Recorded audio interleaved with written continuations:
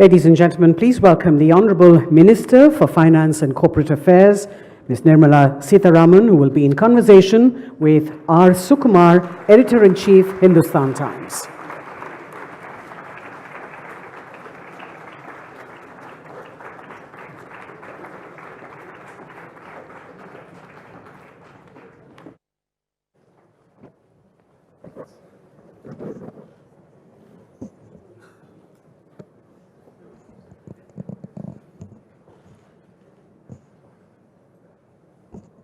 Okay, good morning, and it's good to see a full house on a Saturday morning, but we have,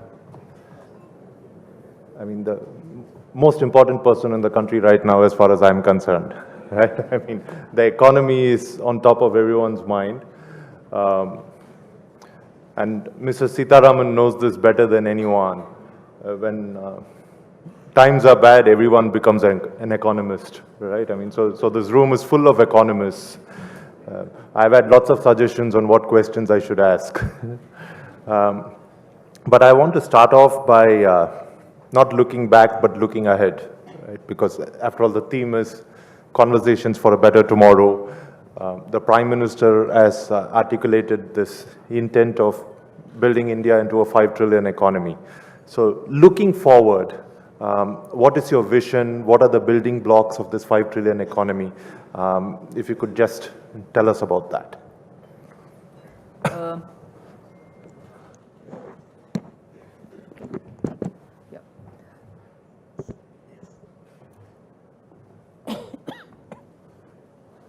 Good morning. First of all, thank you for having me here. My job in answering this question is made far easier because of the Prime Minister's speech yesterday here before you. I think he's elaborated on most of the things that this government has been voted in for in 2019. The vision has been expressed in very many different ways, but the 5 trillion is the one which gets repeatedly mentioned. But the vision is not really at the abstract macro level. It translates into several things, such as making sure everybody has a home, give a house to every Indian citizen, make sure that house has a toilet, make sure that house has electricity, and make sure that this country has healthier people, ensure that they have good health insurance, Ayushman Bharat, and so on. So everything which is normally macroeconomically stated as to what is your vision is also linked backward towards what exactly is it going to mean to an ordinary Indian, and in that skills and in that education and so on. But okay, you have said that, and how are you achieving that target? For that, of course, the Prime Minister himself does a Pragati program. We were just talking with Ms. Bhartiya as to what this Pragati is all about. The Prime Minister himself talks to the district level administrators to say, in your district, what are the kind of central schemes which are reaching, how efficient are they, and in achieving the goals, what other help would you need, and so on. So it's not waiting for an indirect monthly report or once in 2 months report.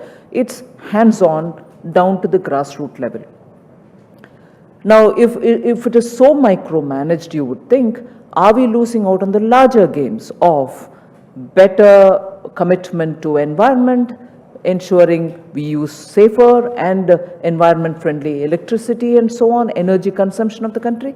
Even on that, the commitments which have been made globally are being fulfilled because of the ways in which we have renewed our investment for such sectors, and underplaying definitely on the fossil fuel-based thing. So the building blocks are home, energy, environment, making sure skills and skills-driven jobs and so on. So for which you would say today, probably the private investment is not happening, so how would you do it? We've made repeated commitments, and this is also being very clearly monitored by most of us in the ministries, is public expenditure. public expenditure in sectors which can immediately have a ripple effect in terms of jobs, in terms of local consumption, in terms of core sectors revival, infrastructure investment through public expenditure. That is going on in a very big way, and I think the amount was very clearly declared, 100 lakh crores for the next 5 years. And I'm glad to tell you that the task force which is looking into this has already listed some of the big ticket expenditure which public sector has to undertake, public sector meaning government has to undertake in terms of infrastructure building. So I can go on like this. So the focus is the larger picture which may have abstract, philosophical, plus objectives which are stated as targets, and the building blocks towards it, and the way in which we're going to spend to ensure that happens. And if all this eventually can trigger private investment, it's going to be a greater synergy which will push the economy forward. I think now that we have this vision laid out, when you come back to the current environment and the current situation, there's been a lot of concern about slowing growth. The fact that growth was 5% in the previous quarter, in 2 quarters back, and then last quarter it was 4.5%. At the conference to announce the 4.5% results, Finance Ministry officials said that they see a bottoming out and that things will get better from here on. Is that what you're seeing? Do you think that the economy has bottomed out and we are beginning to see a recovery, or do you think there's still some time to go before we start seeing a recovery? I like to believe that, and I like to believe that that's true of some sectors in specific. But in some other sectors, maybe they would want some more help. So I don't want that to lead to me lead me to a state of lull. I'll certainly not get influenced by that. If it happens, so be it, and I'll be happy for it. But I think my attention will be only on making sure more is done towards greater stimulus. So if that message of it is bottomed out is coming through, good. But I'm not going to allow that to distract me. I'm glad you spoke about the stimulus, because clearly, right, I mean, while there's been lots of argument about the nature of the slowdown and everything else, I don't want to go there, right, because then it ends up being an academic discussion. But what we are seeing on the ground is clearly that consumption is down, and investment, private investment especially, is also down. So there needs to be a demand push, and there also needs to be an investment push. And in Parliament, in your speech in the Rajya Sabha, you spoke about 32 measures that you would actually put in place to ensure that some of these things are addressed. Will there be more? Because especially after this 4.5% came out, there has been a significant demand from industry, from analysts, that right now the only way out seems to be a very strong fiscal push, a very strong fiscal stimulus. I like to tell myself, and also through you to the audience, that this 4.5 relates to the period July, August, September. And post-July, actually through September, August and September, we kept coming up with a lot of announcement about some interventions that we are taking. And concrete figures for what has happened in October and November through the public sector banks reaching out. And I don't want to underplay the role of the private banks also. They enthusiastically on their own joined this outreach which we had designed for the public sector banks. Nearly 5 lakh crores have been distributed, in the sense have been given following every prudential norms to those who want to take the credit and also do newer business, buy newer things, buy their homes and so on. So, and this has happened in 400 districts of the country, which means we are talking about money reaching directly for consumption purposes in those hinterland and not in metropolitan cities. So one concrete step where I'm giving you the figures about how we have made sure money reaches people for consumption. The other way in which I can reach money for consumption is to send more money through direct benefit transfer into the accounts of those beneficiaries who should get it, farmers or MSMEs or people who are otherwise receiving government entitlements. That's also happening. In fact, the figures which I had given out, in the first two tranches of the farmers getting the PM Kisan, we had nearly 7.2 crore farmers who received it. The number has come down a bit, but we are also making sure they are all Aadhaar seeded so that it doesn't really go into ghost accounts. So there are ways in which, for giving stimulus, for consumption, we are adopting a direct method and also the method through which we are spending on infrastructure, whose spillover can go over to other core industries, labor, and so on. Will there be more? Will there be more? If I say yes, it will be when. And if I say yes, it's also going to be back to me saying, are you not too close to the budget? So I don't want to say yes, although I'm wishing I can say. At the same time, I will not say no, because we are working on more.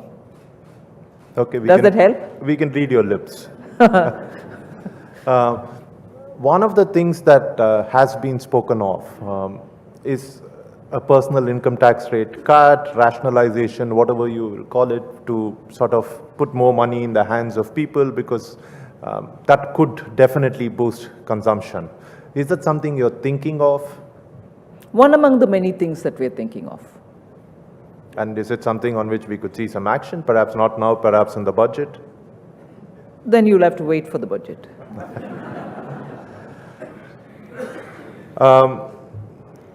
What else can be done to boost demand? And I'm asking this because if you look at consumer confidence numbers and if you look at business confidence numbers, both are down. And I want to break this question up into two parts.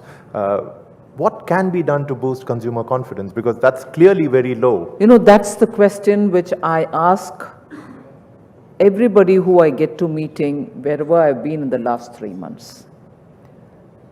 It's one thing for the government to think, yes, we know what to do and keep doing that. But it's completely another. If I've been told as to what are the kind of things which will help in boosting consumer confidence.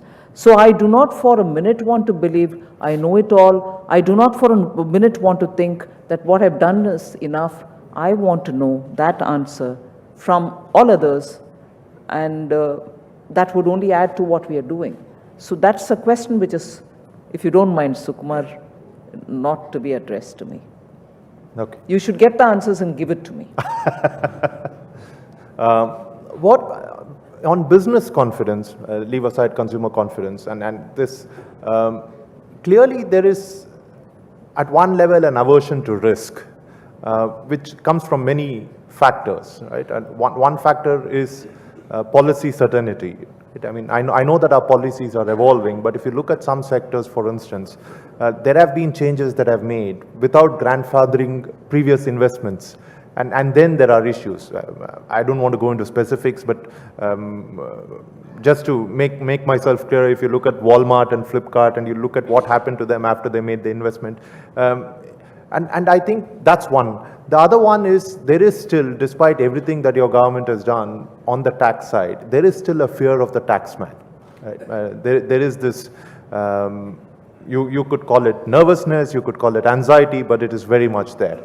And at a third level, your predecessor, the former finance minister, Mr. Jaitley, was here last year, and he actually mentioned this. He spoke about the adventurism of some of the central agencies.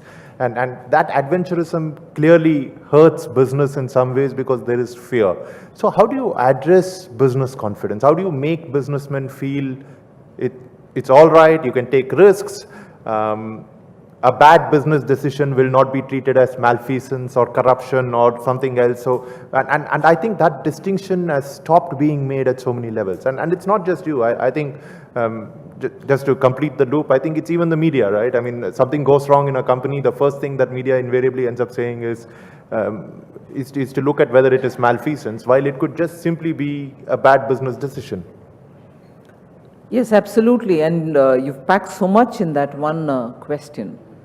the effort to make taxmen understand that there were ways in which they could achieve the same end, in the sense obtain more credible information from a tax assessee, rather than appearing to breathe down their neck, or rather than appear to be pressurizing them, leaving them to feel that they are being harassed. And this effort had started even much before me, and particularly during my senior predecessor, who I respect immensely and whose absence I can't say how much I do feel, Shri Jaitley. And at his time itself, during his time itself, this effort to make taxmen understand that it is not necessary to harass had commenced.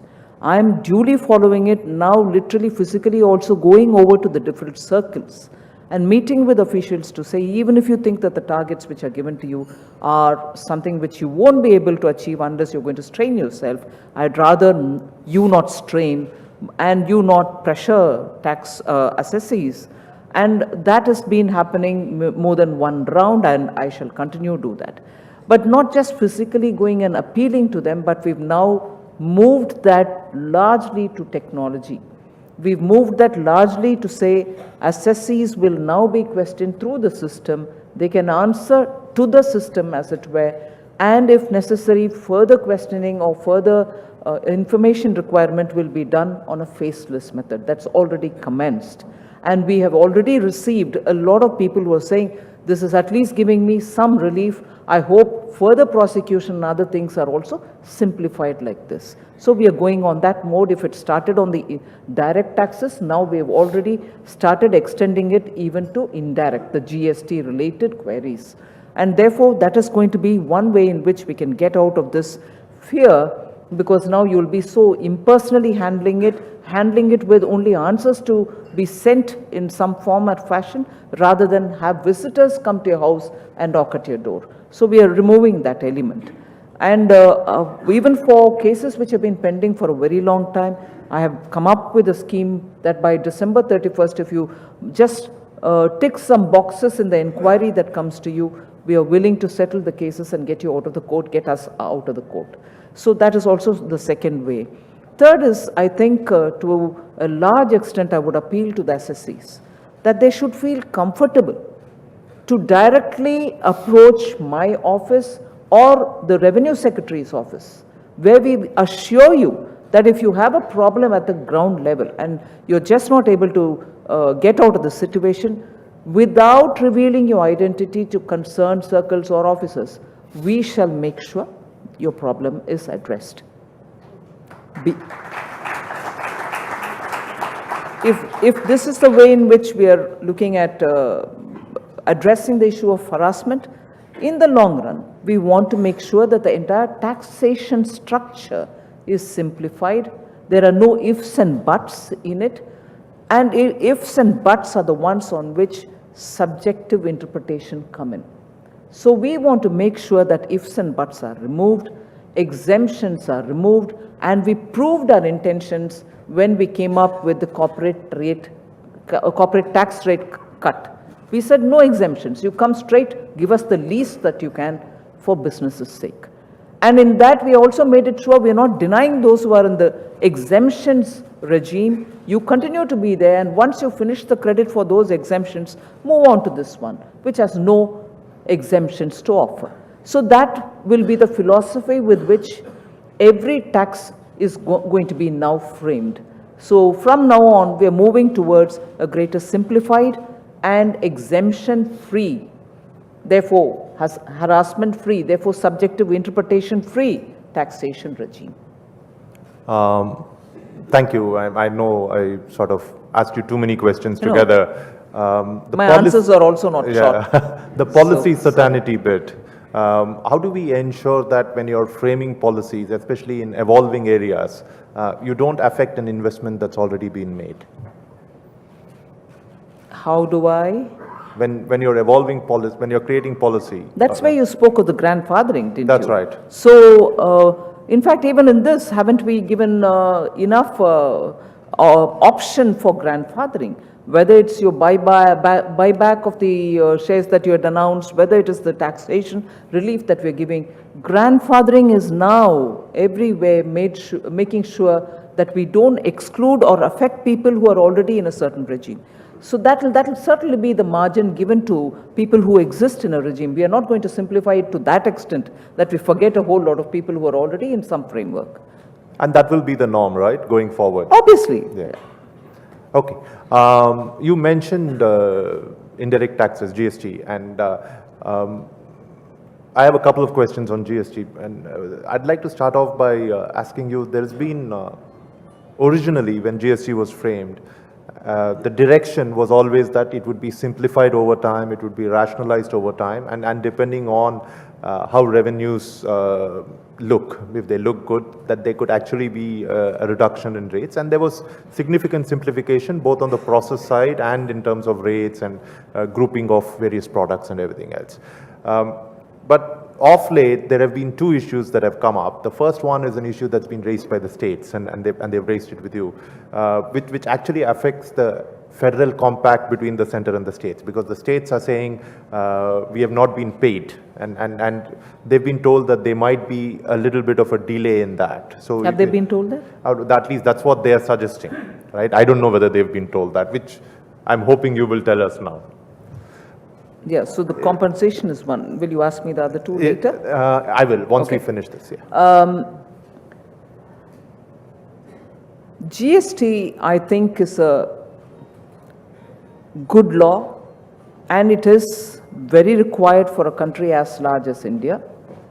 It is required also because we've had more than 50, 60 years of looking at India as one market, but India as several markets. Each state becoming a market, each state having its own law on a certain, taxation on goods and services.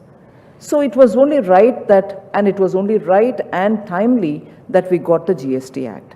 All right, even as we brought it in, there were a lot of pushes and pulls, which, of course, again, I'll go back to recalling that it was only the personality of Shri Arun Jaitley, backed by the Prime Minister, which could bring all states together to have a consensus and agree to what could be the first version of a GST. Otherwise, it wouldn't have been possible, considering even then the pressure was on the government saying, you can't even get a GST through. Repeatedly questions were being asked. And I think at that time, due to this kind of a very taking everybody on board approach, it was possible.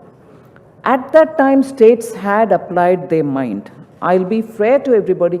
Every state had applied their mind to say existing VAT regime, existing excise regime, and therefore with a revenue neutral mindset, what could be the taxation band to which a certain set of commodities could come in. All this was in detail discussed over several meetings of the empowered committee which existed before the GST Council. The GST Council consists of all the finance ministers. It was all agreed, and a certain framework was given which was acceptable to everybody.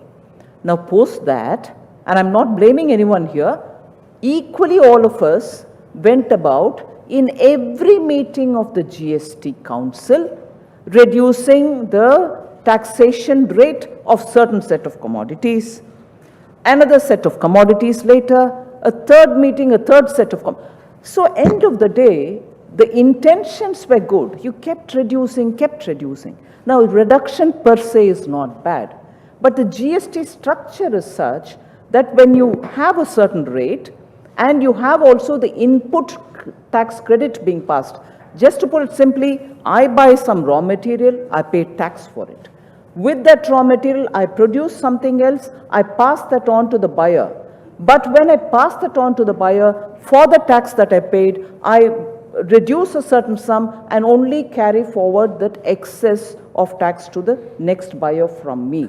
So that input tax credit each time is loaded onto the tax that you would pay and set off to that extent, and it goes. Now, if because you're looking at wanting to reduce the tax on certain number of items, you kept reducing, reaching a stage where the credit was no longer a credit. Credit was minuscule. Because you reduce the item of the tax on the raw material, the offset therefore was lesser, you ended up transferring more taxes to the buyer because the credits were lesser here. End of the day, now you have a new set of people saying, why are you taxing us more? It wasn't like this before. We are not taxing them more, but this reduction here on some items has ended up passing the burden on to the final one, which was otherwise earlier taken care of. So I'm not saying people did this thoughtlessly, but in an enthusiasm to reduce more taxes, that framework which was originally agreed at stage 1 of the GST has got distorted. As a result, you suddenly feel, oh my God, it is much worse than what happened in stage 1 of GST. That was after a lot of consideration of how much eventually will go to the consumer, because it's a consumer consumption end tax. So those distortions have crept in. Now in the meanwhile, you're also looking at wanting to get more information so that there is no discrepancy between one and the other, one state and the other state, because after all, goods are moving from one state to another state. This meant that more information in the form of filing forms also got in. People thought when you're bringing in technology, it'll be a couple of keystrokes and finish. I've filed my return. Yes, that should be the end goal.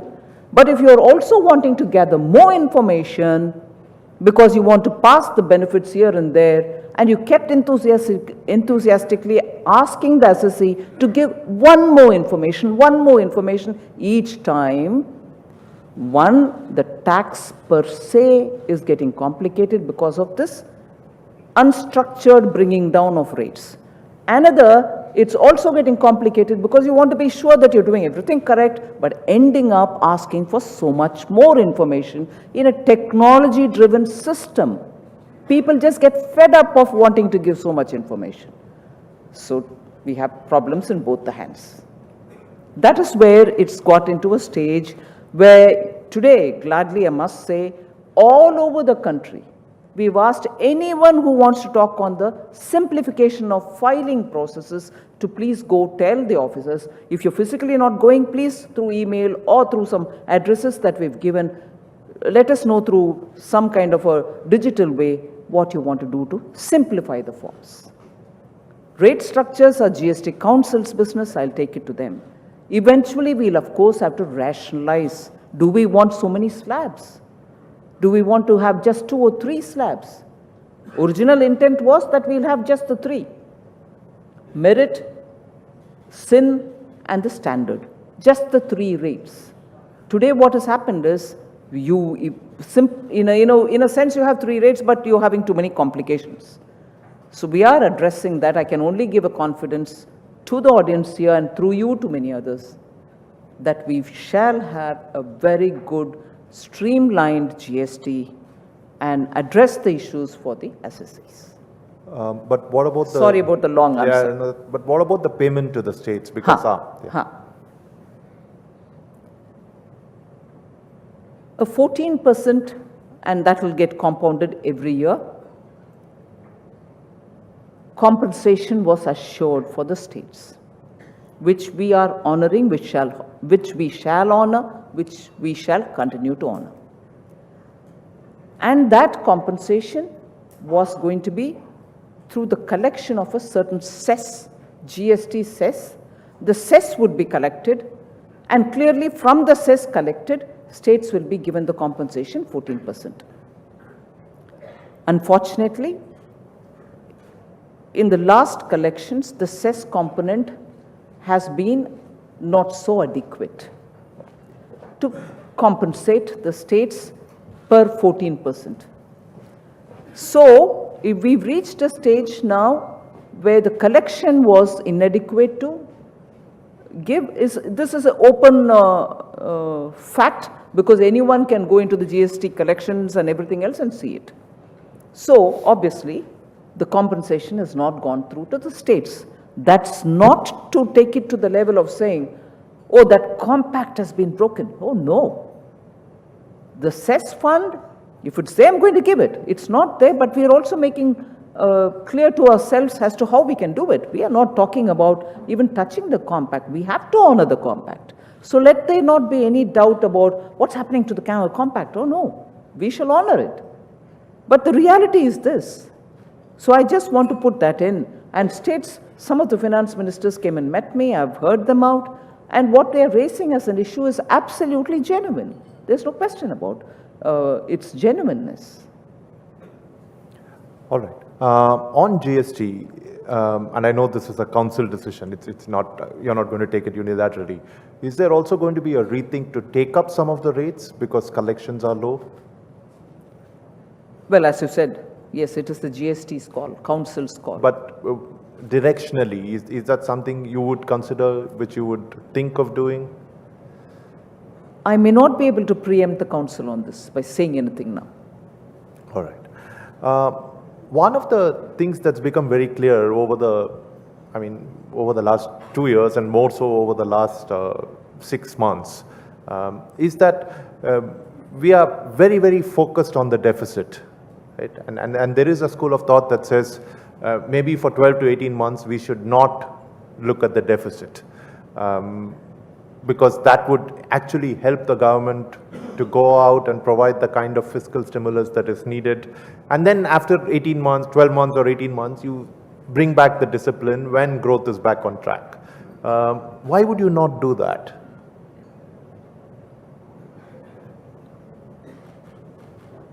You're again putting me into a situation where I have to state things which I'd rather reserve to say in the budget.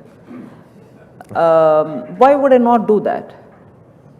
Technically, nothing stops me not do that. But am I going to do that? I can't say now. But is it something you're opposed to? No, not in principle. I mean, fiscal discipline, of course, is a law. I have to go by the FRBM Act. I have to obey the Act. So I have to go by the glide path which has been given to me from 2014, if not even from 2004. The glide path has been given from 2004 after the passing of that Act in 2003 or something. So I'll have to confine myself to that glide path even if it is strictly difficult. But that is a law and therefore I have to obey it, is one story. The other is the view of the learned economists who are all telling us now is the situation where you may want to pause on that fiscal discipline angle and see how you can, have some forbearance, move towards funding and giving the stimulus, and therefore possibly bypass the FRBM, are all being discussed. May not be the time appropriate for me to comment whether I'll do this way or that way. No, because see, one of the things, and we've often talked about how everyone gets caught up in definitions about something is cyclical or structural when it comes to the slowdown. And there is this school of thought that we have now moved on to an economic situation which is very different and probably calls for fairly radical ideas. And I know I'm going to get a lot of flack, especially from people like Ajit who's sitting here. But there are some economists who actually suggest things like helicopter money, right? I mean, they're saying things are bad. Government should work closely with central banks at one level. Helicopter money is not such a bad idea. But we seem to be, at least from where I sit, we seem to be averse to doing things like that because I think we're still playing by the book in some ways. I'm glad to hear this comment because there's a sort of margin given that you don't need to play by the book. It's nice coming from a journalist. And if it hadn't come from the journalist and if it had come from me, I would have at least 10 other journalists telling me the minister is so careless, she's so laid back, she's not even going by the book.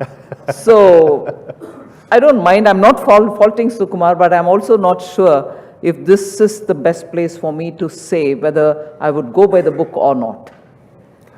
All right. Of all the sectors, and this is, again, it's not new, you've known this. Over the last year, the two sectors that have seen the most pain, one is real estate, which is not just last year, but for a fairly long. India has been in a very, very bad shape when it comes to the construction and real estate business for some time now. And the other one is the NBFC sector, where there was a problem with the island affairs, and everyone thought that that was it, but then it emerges that that's not it, and there is a deeper problem. And there are still fears, especially in Mumbai, that what we've seen is just the tip of the iceberg, and there is a huge mess. I know that in your budget, you announced a one-time window to sort this out for NBFCs, but it was a limited window. Do you think you sort of need an unlimited window, or let's say a bigger war chest of money to sort this out? See, post the budget, I've had quite a few sessions with the NBFCs.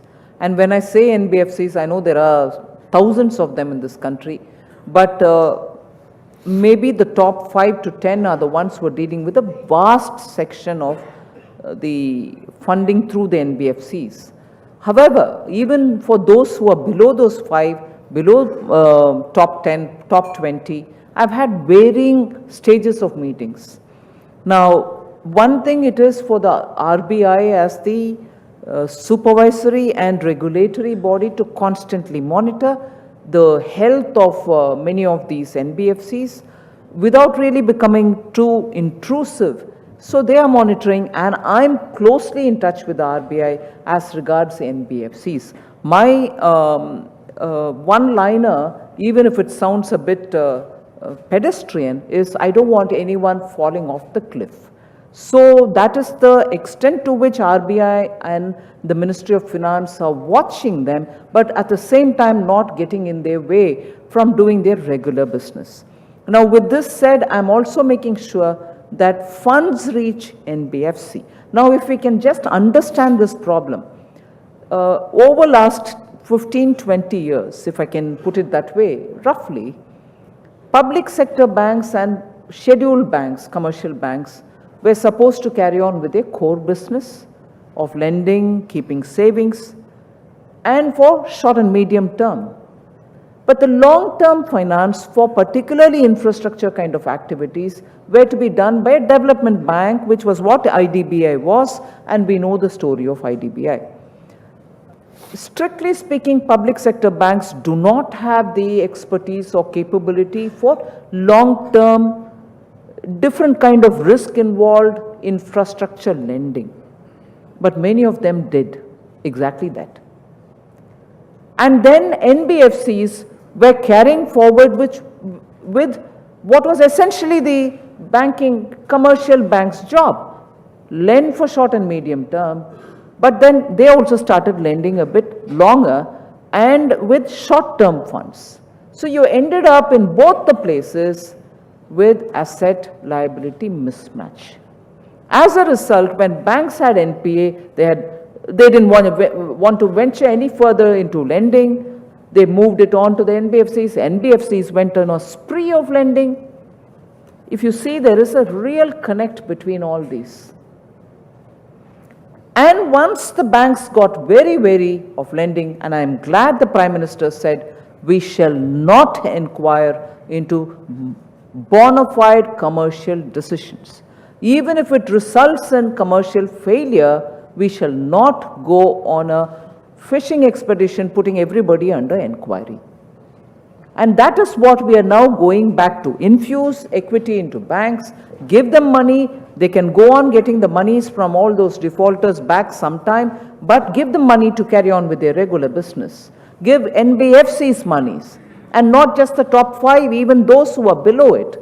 Not just the 5 to 25, but even those who are below it, for which I've had meetings with the banks to ensure that they're not just looking at AAA rated assets, but they can look at even assets slightly at the investment quality level, for which the government has announced this, partial guarantee. Today, in fact, in the newspapers, you would have seen that the first closures happened in the first tranche of partial guarantee that we want to give these NBFCs. So we are attending to NBFCs. I wish the doubts in the minds of people after ILFS is removed. Both the regulator and the government are making sure liquidity reach them. We only want people to go demand the credit that they need to carry on with their business, and private sector should now take this opportunity to get to these institutions and take the money you need to start your business all over again. The other sector, of course, is real estate, and there you announced a fund for incomplete projects, which you then subsequently expanded from 10,000 crore to 25,000 crore. And I think the first projects are going to... Absolutely. In fact, we had, even as we announced the last mile connectivity money to be given by an alternative investment mechanism that we brought in, there were more than 150 projects which approached. They've all been vetted for what they are. They've all been vetted for how much they would need. They've all been vetted to ensure that the RERA compliance and everything else is in right place. And by 15th of December, which is actually T plus 40th day, T is the time that I announced, to the 40th day, monies will go into the escrow account towards completing these projects. We start with 5, we start with 10, we go on, and hopefully by February, and this is not just in Delhi and Mumbai, we've got lists from Hyderabad, we've got lists from Bengaluru, Guwahati, Patna, so all over the country, incomplete projects are all coming. So I want to assure the home buyers who've been left in the lurch for a very long time, who've taken EMIs, who've borrowed from the banks, who are also giving their rents. We are fully seized of your problem, and that is where this has come through. You are getting the results for your long pending demands.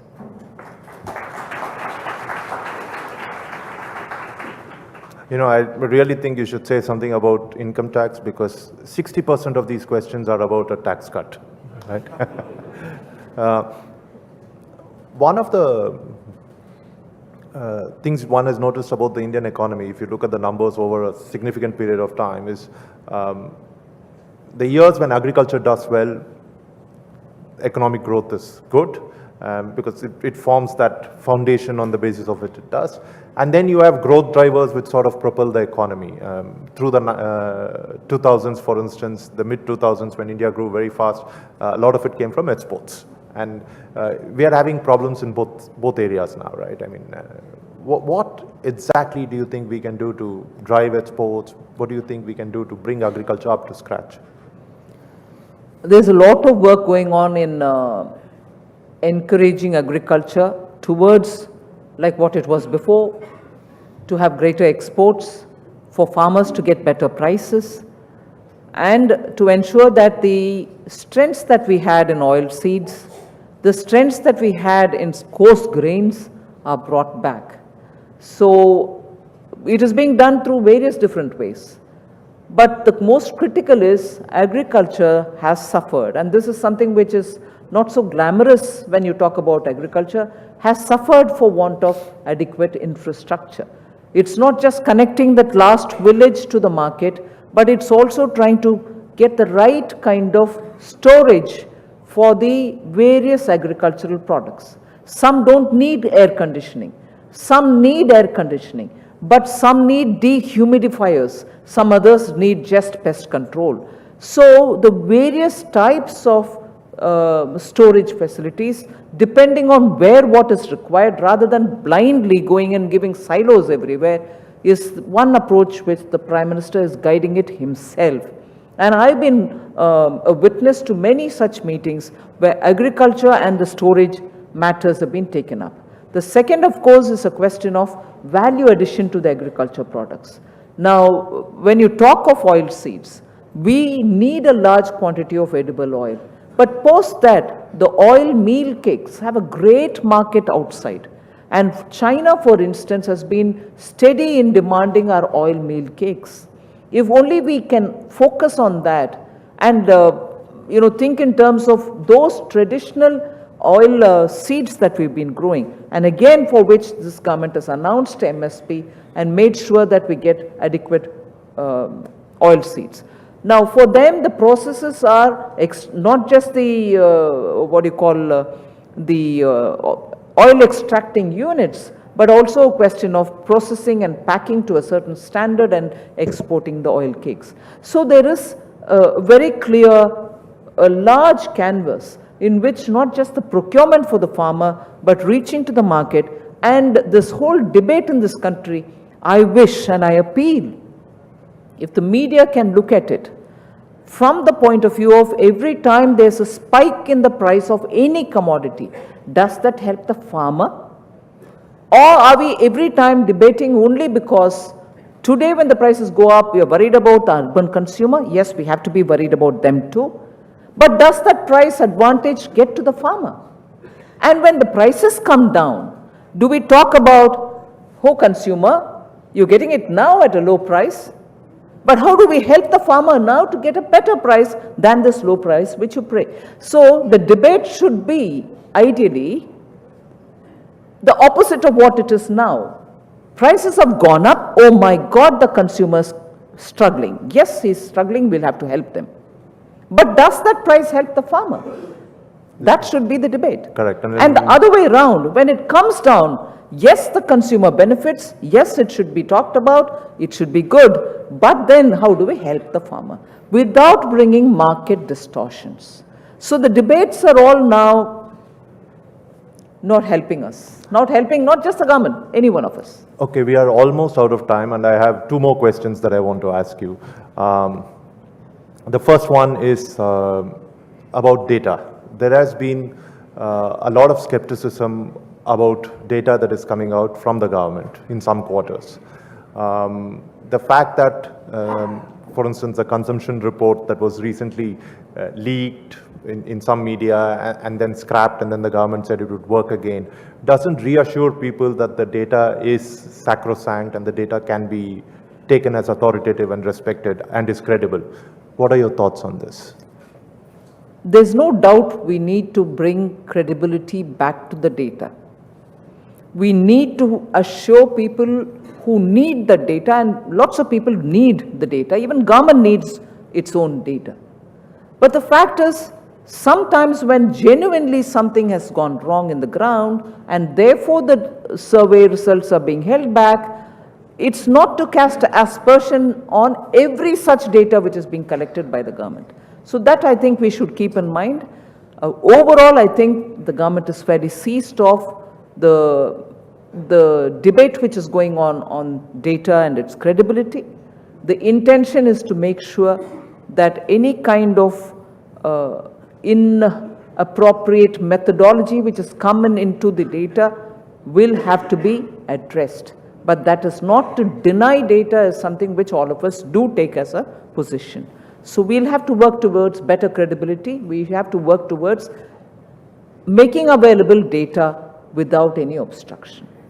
Couple of people have asked this question, and I think it's a good question. Personally, you've received a lot of criticism, and much of it has also been targeted at you directly. How have you dealt with this? I don't allow it to worry me. I'm not inhuman. I do sometimes get affected by it, but I suppose it's part of the job, so I can't really wish it away. Let it come. Let it keep coming. I'll handle it. All right. Let it come is a good note to end the session on, right? Thank you very much, Finance Minister.